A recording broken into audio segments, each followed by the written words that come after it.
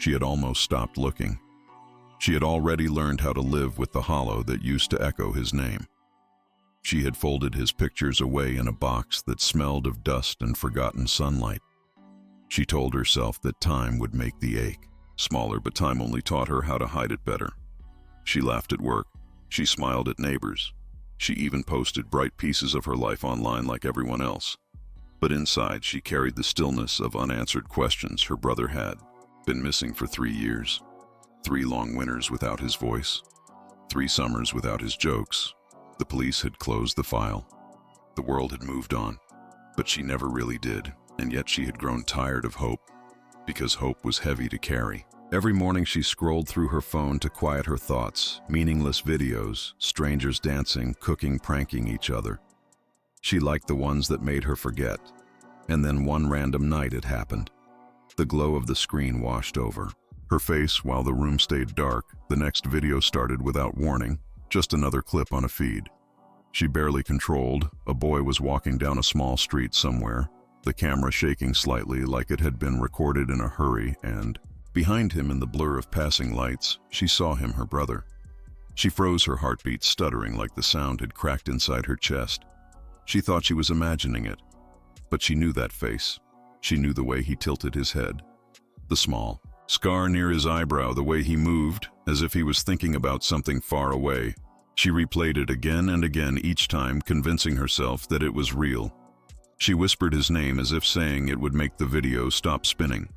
She tried to look at the username of the account, but it was just random letters and numbers. She clicked on it, but there was almost nothing there. Just that one video posted hours ago. Her hands trembled. She tried to message the account, but it said comments or off, messages disabled. She felt the walls of her room close in around her. The air tasted like metal.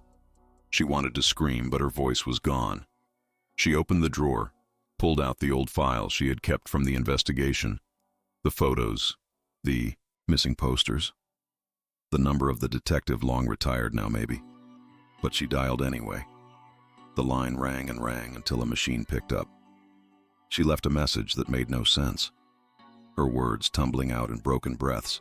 She ended the call and stared at the video again and again until the morning light crept through her window by sunrise. She had packed a bag, coffee untouched on the counter. She told no one. She just drove the road humming with the kind of fear that feels almost holy.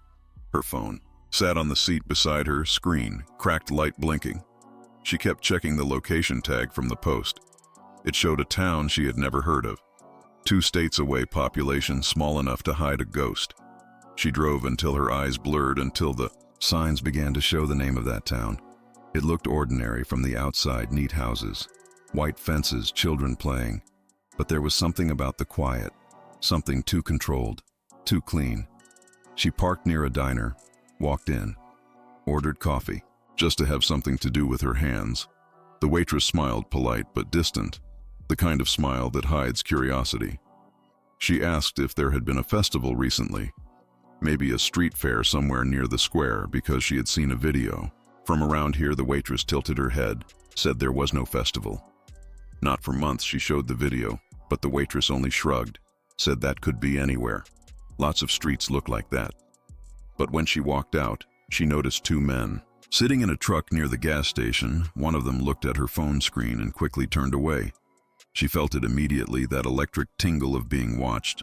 She slipped her phone into her pocket, started walking down the main street, pretending not to notice. She could feel their gaze following her, the hum of the engine when the truck rolled slowly behind her. She turned into a narrow alley, heart pounding, the smell of old paint and trash heavy around her.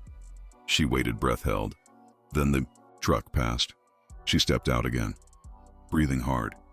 She wanted to call someone, but there was no one left to call. So she just kept moving toward the edge of town where the houses thinned out. She found the street that looked almost exactly like the one in the video. She stopped in the middle of it, listening. The wind moved through dry grass. She looked around each corner, half expecting him to appear. She saw a small convenience store with flickering lights. She went in, asked the old man behind the counter if he recognized the face on her phone. He squinted, leaned closer, then frowned. Said he might have seen that boy once with some folks who rented a place near the woods they kept to themselves. Never talked much. Came and went at strange hours. She asked for directions. He hesitated. Looked like he wanted to say more, but only pointed down the road. Told her to be careful. She walked out into the deepening dusk, the road turning from asphalt to gravel, the sound of crickets starting up. She followed until she reached a cluster of cabins half hidden behind trees. One of them had light inside. She stepped closer, saw shapes moving behind curtains. The same fear and hope collided inside her. She knocked once, silence. She knocked again, and the door creaked open. A woman stood there, mid-30s, tired eyes. She asked softly if she could help her. She showed her the video again. The woman froze just slightly enough for her to notice, then said, "No. Sorry, must be a mistake," and closed the door slowly. She stood there staring at the wood grain of the door, listening to the muffled sound of people talking inside. She heard a man's voice faintly, and it was his voice. She knew it even through the walls. Her chest ached. She whispered his name, but the voices went quiet. She stepped back, knocked again harder. No one answered. The light went out. She stood there until the insects filled the silence. Then she walked back to her car, tears blurring the dark. When she reached the main road, she saw the same truck again, parked by the side lights off. She gripped the steering wheel, tried to look normal, drove past, but in the mirror she saw them pull out behind her.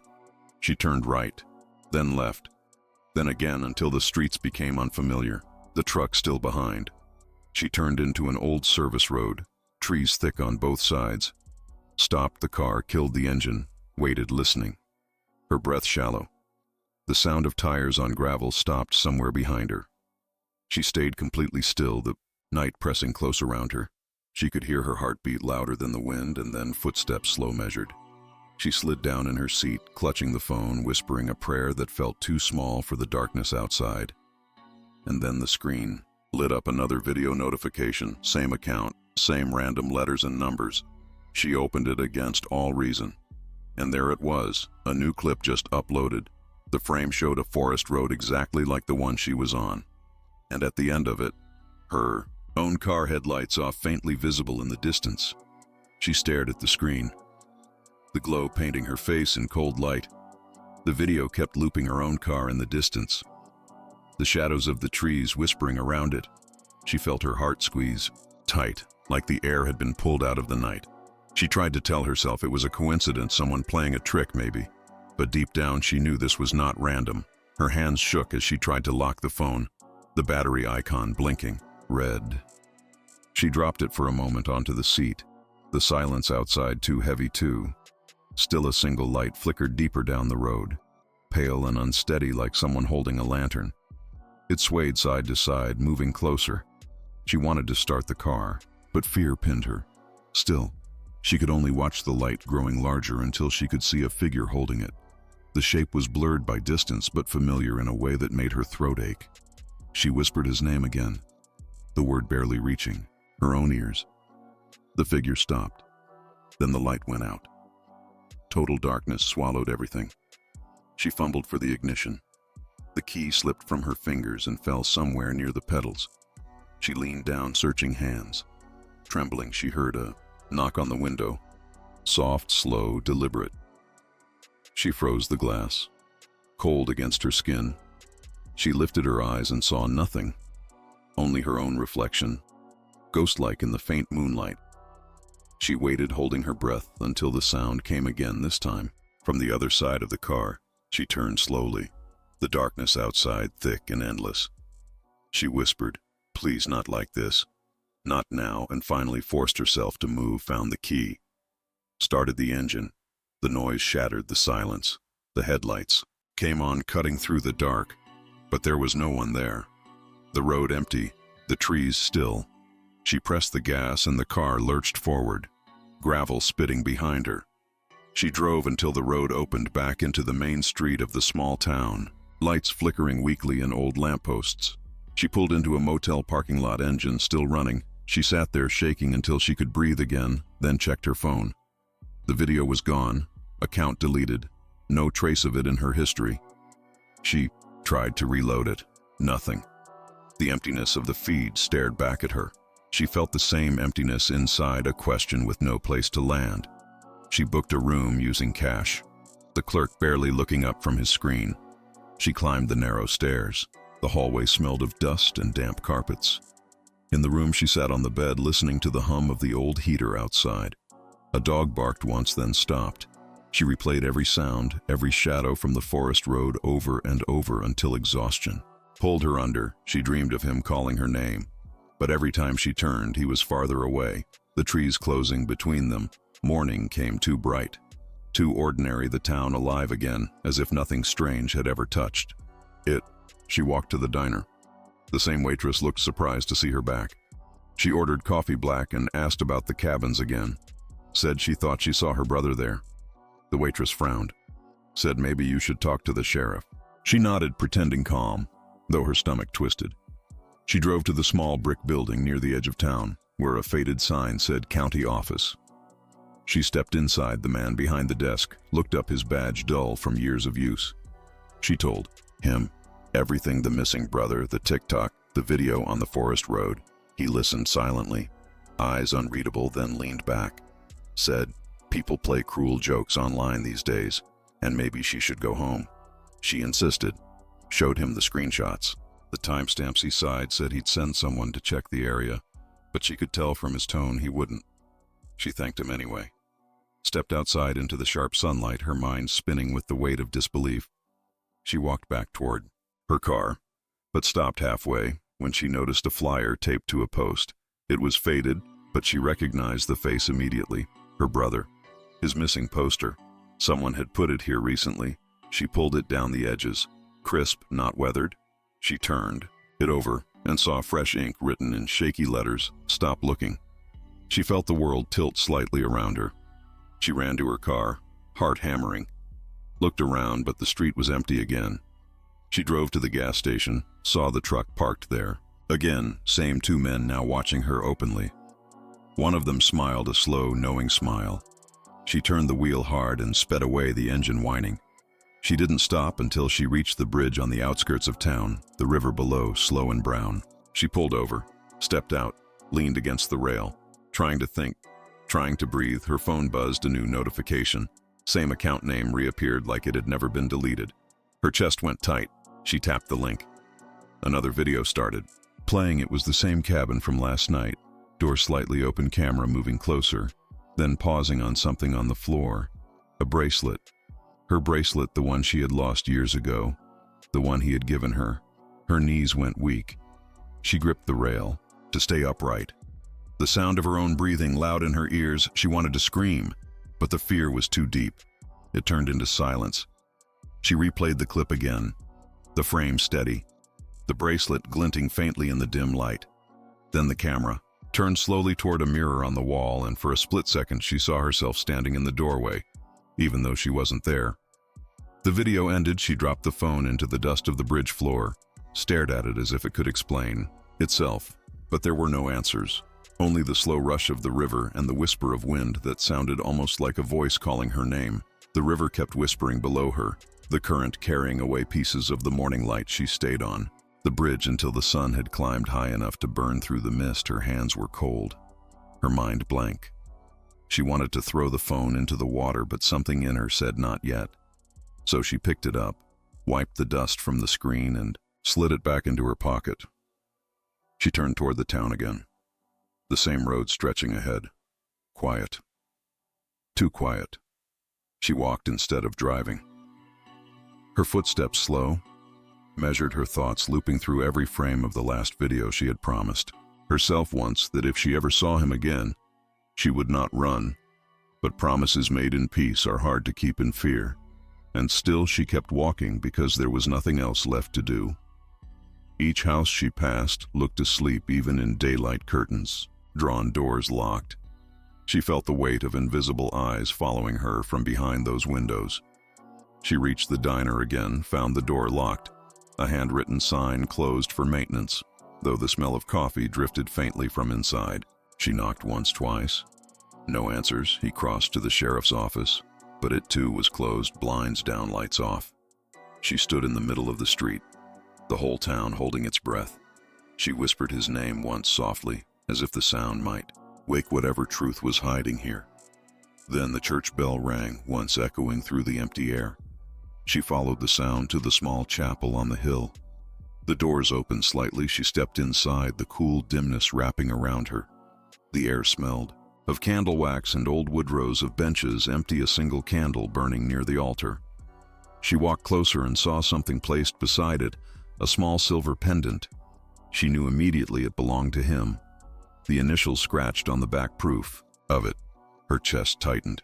She reached out, but before she could touch it, a voice came from the shadows behind her, asking, "Are you sure you should be here?" She turned. An old woman stood there, eyes sharp, despite her age.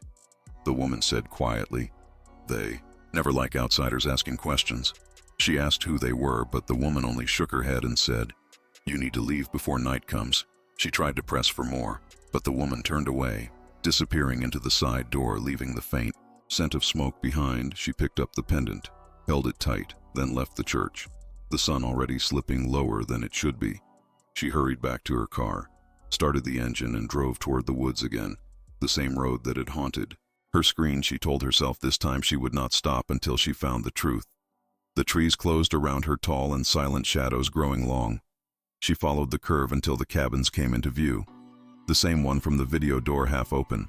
As if waiting, she parked far enough away to keep the engine's sound distant, then walked the rest of the way, her shoes crunching softly on dry leaves. She reached the porch, looked through the window. Darkness inside. She pushed the door slowly. It creaked, open dust floating in thin lines of light. She stepped in, heart racing. The room smelled of damp wood and something metallic. Her eyes adjusted. Shapes forming furniture. Overturned a broken chair in the corner. She took a step forward and then froze. On the table lay photos scattered like fallen cards. Her brother in each one. But different ages, different places. Some recent. Too recent to make sense. Her hand shook as she picked one up. He was standing beside someone. A woman face, blurred by movement. Another photo showed the same two men from the truck standing behind him.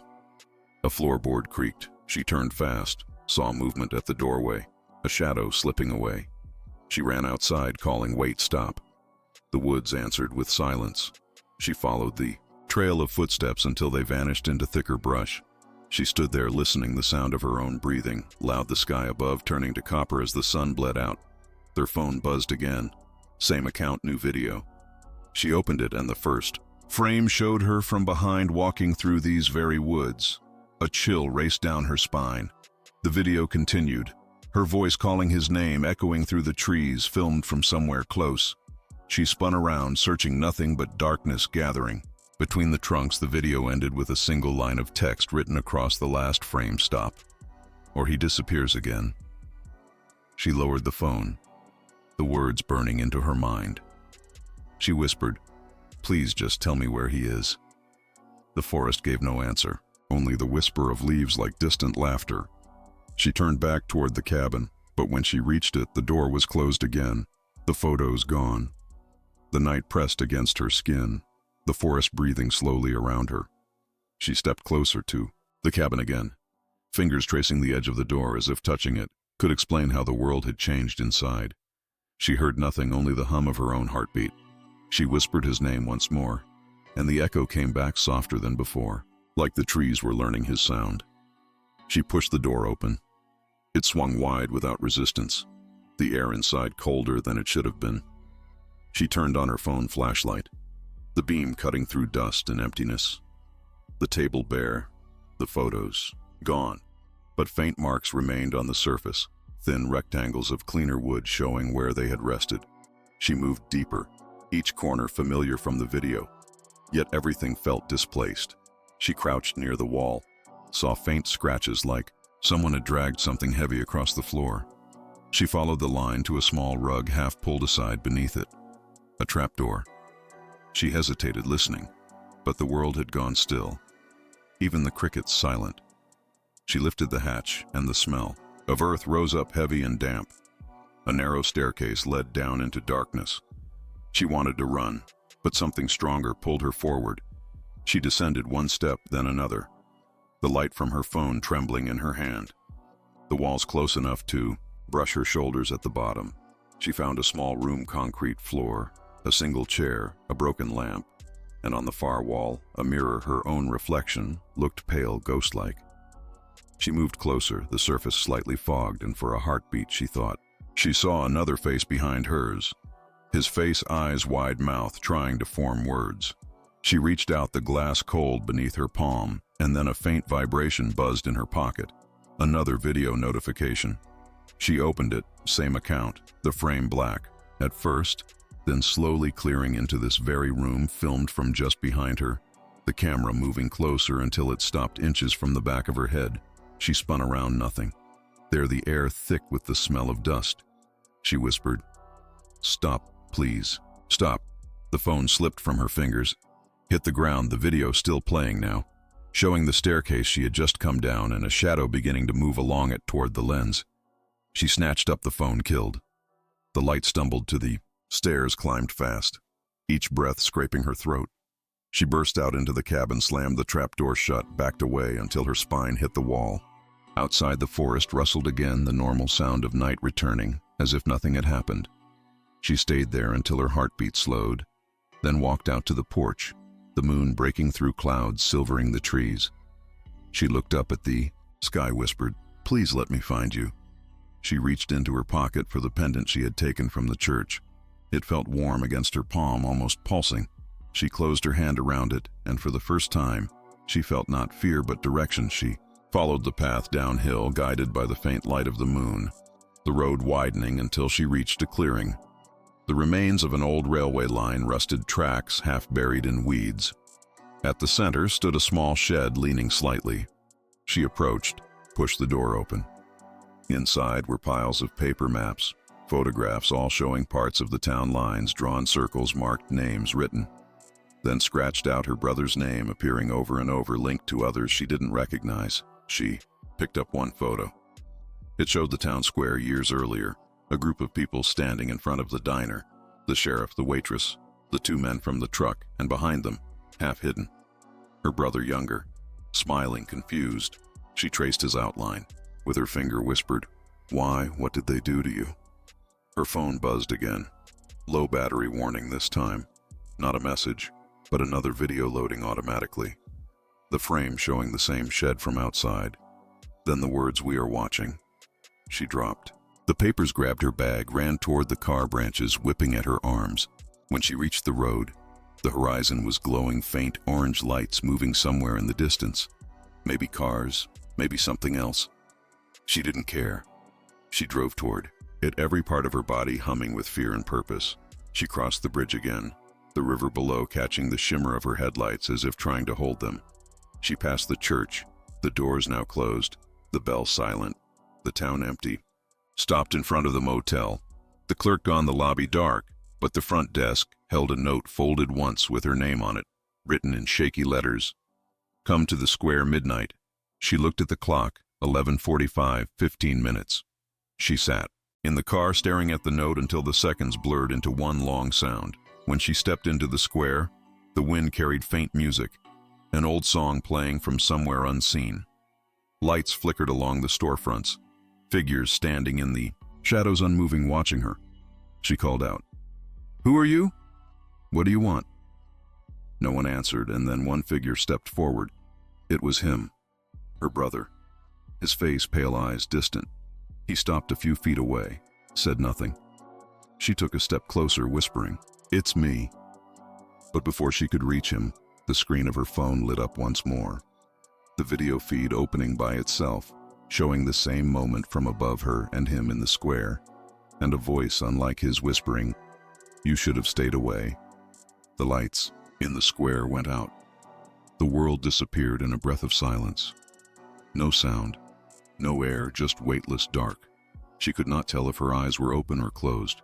A low hum began to rise somewhere inside the silence, like the vibration of distant wires. Then light returned, a dull gray shimmer spreading slowly until shapes formed the square.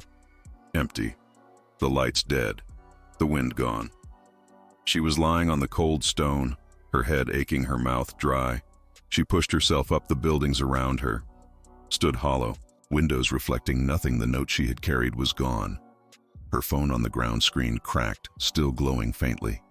The last video frozen on the image of her brother standing where she remembered him. But now there was no one. She called his name once, twice, nothing answered. She turned in a slow circle, every step echoing too loud. She felt the air move against her skin like a whisper without words. The town looked the same, but wrong. The colors leached the shadows too deep. She began to walk the road that led out of the square toward the diner. The sign above the door flickered. Once, then went dark again. She stepped inside, the smell of burnt coffee clinging to the air. Every table empty, cups half full, as if people had left mid-sip. She touched one. It was cold behind the counter. The radio crackled. Then a voice came through, faint, broken by static, saying her name over and over. She froze. The sound stopped. She leaned closer, whispered, "Hello." The radio hissed. Then the same voice, softer now, said, "He is waiting," before cutting to silence.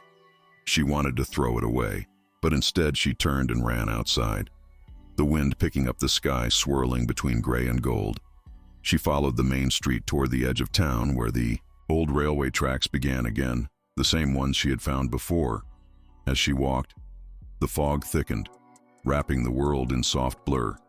She could see only a few feet ahead. Then a figure appeared in the distance, standing still. Too still. She moved closer. Each step slower, the figure resolving into him. Her brother, pale under the weak light. He looked exactly as she remembered, yet older. His eyes filled with something she couldn't name.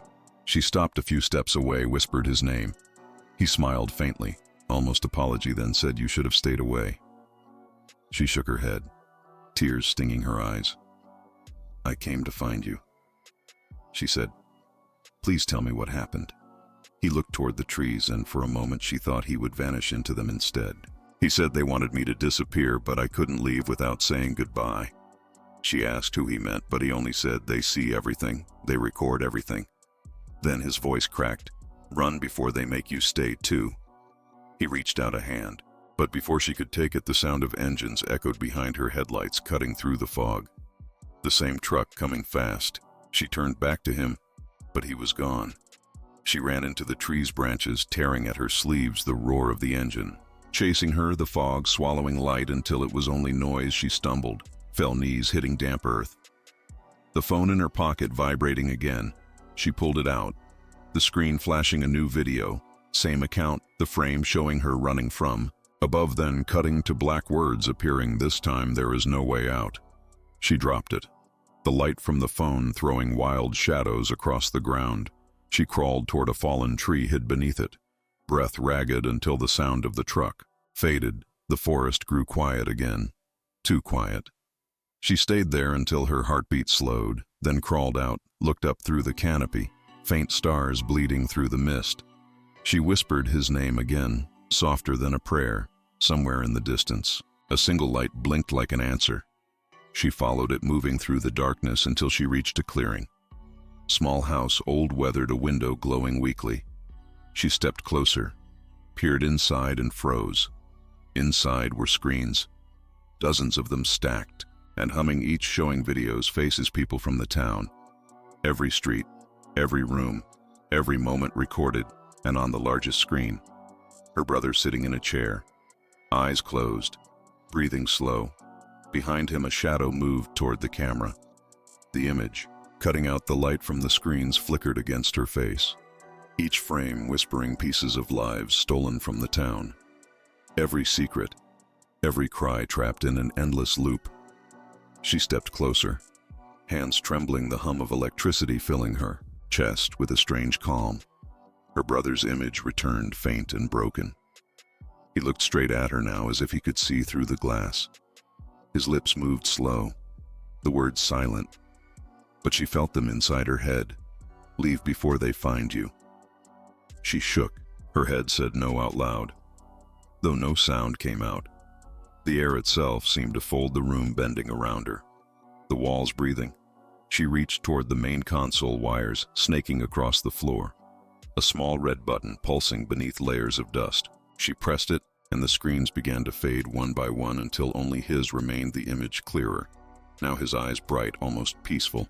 He smiled once. Then the light in the room exploded white, and when it cleared, the house was empty. The machines melted into silence. The forest outside still, she walked out into dawn. The fog thinning, the first color returning to the world birds, breaking their quiet. She looked down the hill where the town slept, unaware of what had been watching them.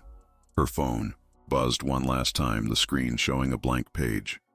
No notifications, no videos, no name, just her own reflection, and behind it the faint outline of her brother smiling. She smiled back, whispered goodbye, and set the phone down on the grass. The sun rose through the trees, the air new again. She took a deep breath and began walking toward the road, her steps slow but certain, the sound of the wind like a heartbeat fading into morning. And somewhere far off in the light, a voice she knew whispered, "Thank you."